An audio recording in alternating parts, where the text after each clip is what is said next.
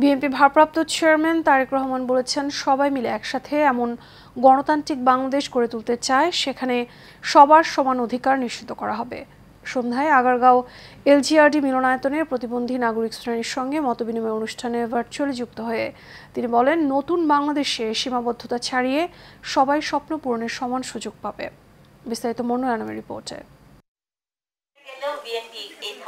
রাজধানীর আগারগাঁও এলজিডি মিলনায়তনে প্রতিবন্ধী নাগরিক শ্রেণীর সঙ্গে মত বিনিময়ে এই অনুষ্ঠানের আয়োজন করা হয়।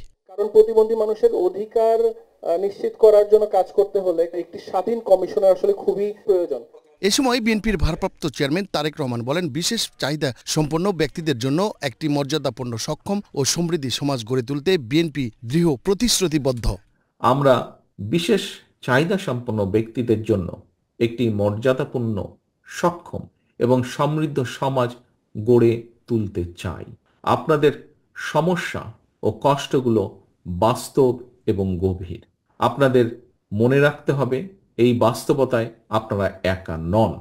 আমরা সবসময় আপনাদের পাশে আছি, আপনাদের পাশে ছিলাম, ইনশাল্লাহ আপনাদের পাশে আমরা থাকব। বিএনপি জনগণের রায়ে রাষ্ট্র পরিচালনার দায়িত্ব পেলে দেশের অন্যান্য নাগরিকদের মতো প্রতিবন্ধী নাগরিক অধিকার, সুযোগ সুবিধা সমানভাবে পৌঁছে দেওয়া হবে।